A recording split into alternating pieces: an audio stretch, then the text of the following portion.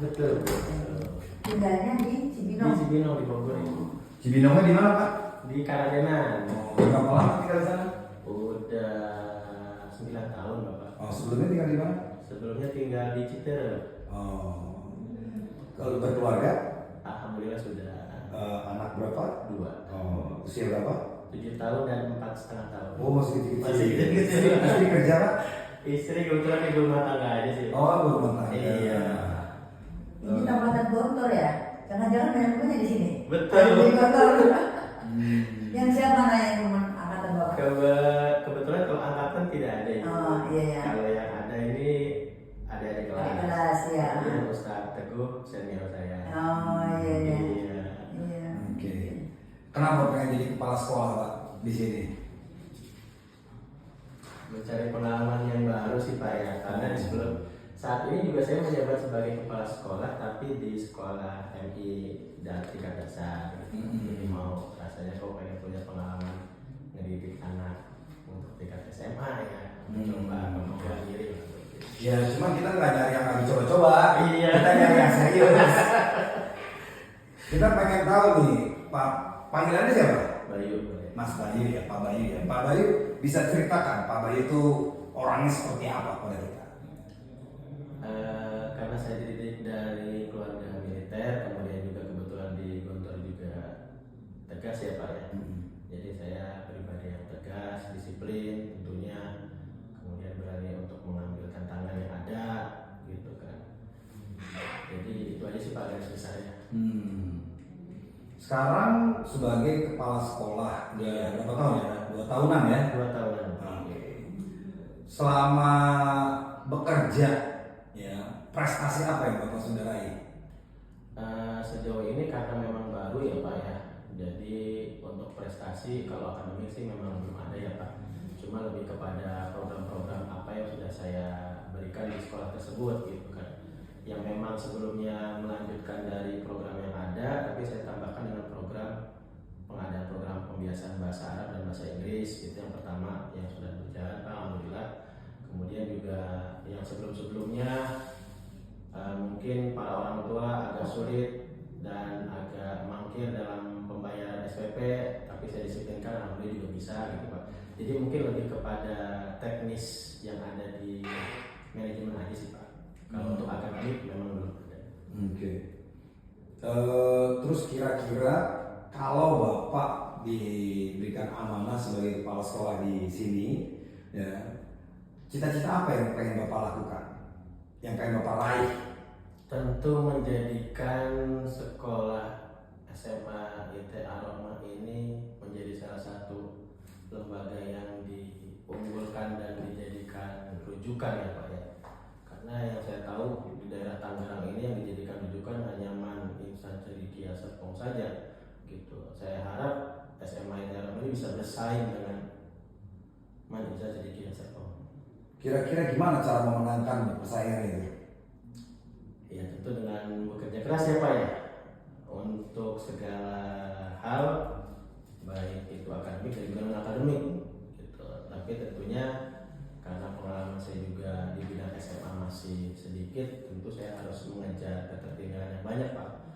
Ya, alhamdulillah nanti kalau memang diterima kan ada pelatihan dan pembinaan di sana dulu, apa yang sekiranya bisa saya adaptasi, apa yang bisa saya modifikasi, yang sudah saya dapatkan dari sana yang bisa diterapkan untuk di sini.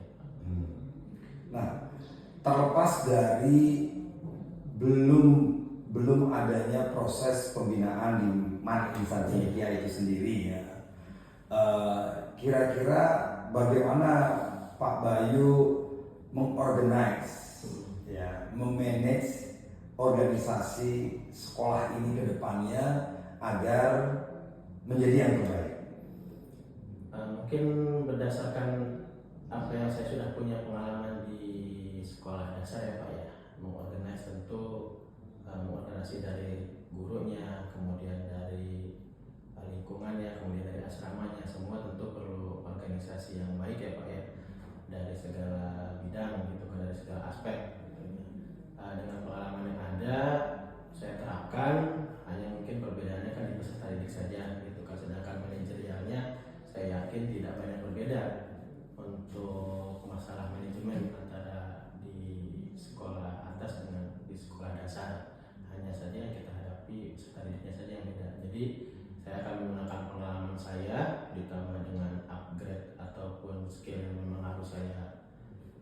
tingkatkan secara otodidak juga, secara pribadi tentunya untuk mengajarkan ketinggalan apa yang saya tidak punya dalam rangka untuk memenuhi target dari sekolah. Oke. Bapak bisa ceritakan pengalaman Bapak di sekolah mana? Andalusia ya? Apa ya? Iya, Andalusia. Berapa pegawainya ya? Pegawainya kita mempunyai 22 guru, Oke. guru kelas. Jadi memang di kita itu semua guru mengampu semua mata pelajaran Pak, kecuali bahasa Arab dan juga bahasa Inggris.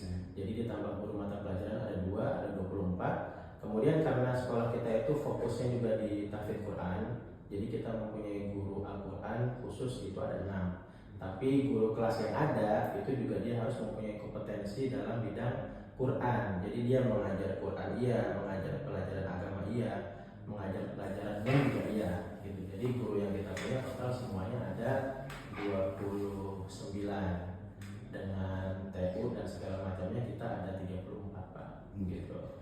Terus pengalaman Bapak mengkoordinir teman-teman di Andalusia, ya, permasalahan apa ya Pak Timbul? Permasalahan sih justru lebih banyak kepada SDM yang tidak merata ya Pak ya, karena guru itu dituntut untuk semua bisa, kadang guru itu tidak seimbang, ada yang di ilmu agamanya bagus, sedangkan di ilmu umumnya agak kurang, ataupun sebaliknya. Jadi lebih kepada SDM sih Pak. Dan kemudian pengalaman, karena yang di sekolah kami kebanyakan memang guru-guru dengan fresh graduate, jadi yang tidak mempunyai pengalaman mengajar tentu itu harus kita upgrade juga. Nah, untuk menutup itu semua tentunya ada upgrade berkelanjutan kita adakan setiap minggu.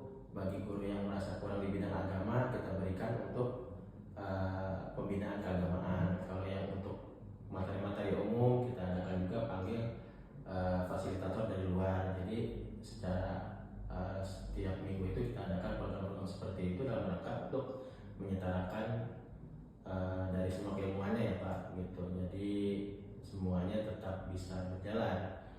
Itu sih Pak sejauh ini yang bisa dilakukan. Mungkin soal Ya Pak, kita kan goalnya daripada SMA ini, kemudian kita SMA ini baru ya Pak ya. Betul. Tapi kita dari perusahaan baru kita tidak mau nanti hasilnya baru gitu Pak. Saya makanya kenapa kita kerja sama Insan Cendekia ya, karena Insan Cendekia itu merupakan yang nomor 1 di Indonesia kan. Nah untuk itu kita juga minimal harus sama, minimal jadi goalnya itu adalah lulus PTN dan atau keluar negeri. Nah kira-kira apa rencana Bapak nanti untuk mencapai cita-cita itu? Betul Bu, memang yang sekolah baru ini dengan target yang seperti itu subhanallah ya Bu ya, tapi kita sebagai pihak sekolah harus berusaha gitu. Tentu saya sebagai kepala sekolah jika diamanahkan tentu akan berusaha semaksimal mungkin anak-anak mendapatkan haknya di dalam pendidikan, di akademik yang berada di sekolah Bu.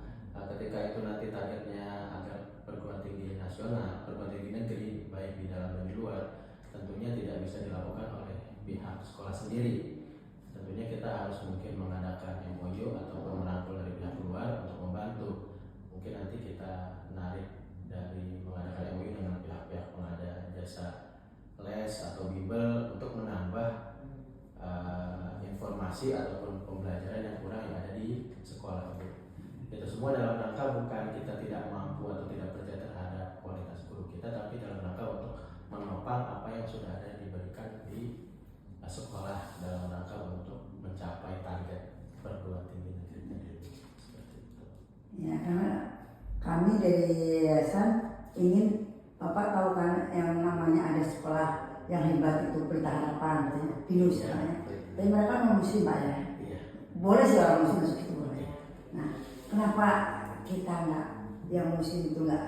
Bukan kita menyombongkan diri ya Pak ya. nggak mampu bisa lebih baik dari mereka. Iya.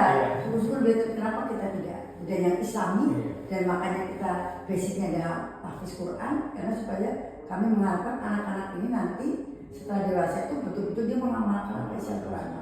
Jadi udah nggak ada korupsi, nggak ada kebohongan gitu yang kita butuh kejujuran. Nah itu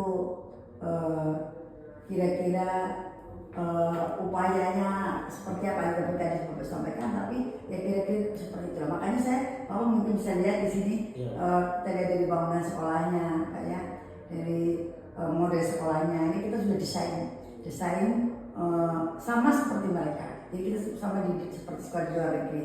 Jadi untuk membuat image mereka itu satu ingin tadi sekolahnya ini ya kayak gini-gini gitu loh. Itu baru bangunan doang Pak. Tapi kalau ini terus terang karena kami memang baru juga di dunia pendidikan yang tidak banyak pengalaman, tapi udah terlalu cita-cita terlalu tinggi ya, dengan kita kerjasama dengan instansi juga ya. Itu udah dulu Pak ya, memang kalau udah melakukan seperti itu dan ternyata dari instansi dia welcome ya, dia sangat membantu kami. Nah, gimana kira-kira Bapak nanti? Dan tetap habis Quran Pak. Biarpun mungkin SMA, karena saya target 30 juz kan SMP Pak. Iya. Kalau yang SMA mungkin tidak bisa karena pelajarannya akan lebih banyak ya. Apalagi targetnya PTN. Makanya SMP ini saya pikirkan basic supaya mereka mungkin 30 juz. Ya, bukan sekedar apa, tapi mungkin Pak. Memang tantangan buat mereka sih. Tantangannya. Ya sebetulnya pembiasaan itu tetap harus ada ya Bu. Jadi kita tanamkan anak-anak itu dengan nilai-nilai keislaman tentunya, dengan materi-materi yang ada di pesantren dan di keasramaannya. Kemudian yang di tingkat akademik yang memang targetnya adalah PTN, baik di dalam negeri dan luar negeri juga harus dilakukan secara maksimal ya Bu. Jadi baik di akademik ataupun di tahfidz atau di pesantren itu semuanya harus berjalan bersinergi secara maksimal ya Bu. Tentunya dengan sumber daya yang baru yang memang kita miliki yang harus bisa mencapai itu semuanya. Ya, bagaimana cara Bapaknya memanage SDM Pak ya? Lagi ini baru. Saya nggak tahu tuh guru-guru itu standarnya mereka saya belum tahu guru apa aja Pak ya. Tapi jangan dapatnya dari ribuan guru yang tersaring 55. Jadi ini guru-guru yang luar biasa semua itu Bapak. Jadi tentunya perlu manajerial. Jadi karena SDM juga perlu diatur dan sebagainya supaya bisa mengikuti tujuan daripada Bapak. Ya kan kalau Bapak nggak mungkin bisa bekerja sendiri kan. Nah caranya bagaimana tuh? Ya tentunya dengan ada guru-guru yang ini harus dimanage ya Bu. Yang pertama tentu karena ketika kita tahu bahwasanya guru-guru baru ya kan, maka saya perlu tahu dulu pemetaannya gitu kan, kompetensi mereka seperti apa. Itu kan nanti bisa didapatkan dari hasil yang memang sudah ada ya. Kalau memang nanti sekiranya kurang di berbagai aspek, mungkin nanti bisa sambil di upgrade untuk guru tersebut agar kompetensinya terpenuhi ya Bu, agar dia bisa menyampaikan ilmu juga sesuai, kemudian juga bisa beradaptasi juga dengan lingkungan pesantren yang ada gitu. Jadi memberikan semuanya itu secara maksimal ya seperti itu. Oke. Ini Bapak jadi kepala sekolah, muridnya berapa banyak ya? 397. 397 Ya, sampai saat ini. Oke. Itu dari kelas 1 sampai kelas 6 Sampai ya? kelas 6. Betul. Oh, udah berapa tahun sekolahnya berdiri? Ada 8 tahun. Oh, Iya. Dan sekarang masih bertugas di sana? Masih bertugas di sana. Oke. Swasta ya Pak? Swasta. Iya. Rencananya nanti kalau diberikan amanah di sini gimana dengan keluarga? Akan saya bawa sih Pak. Oh, iya. Oke. Baik.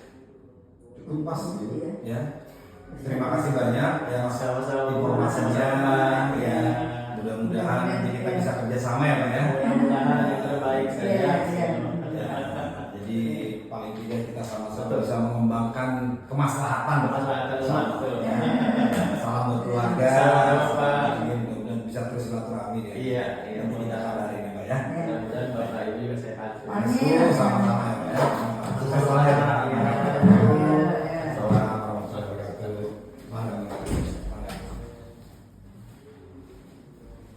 Udah Pak Mas sudah selesai.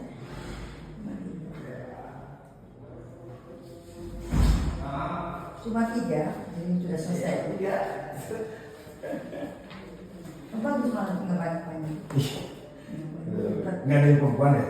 Nggak ada. Emang nggak nyari perempuan? Nggak nyari perempuan.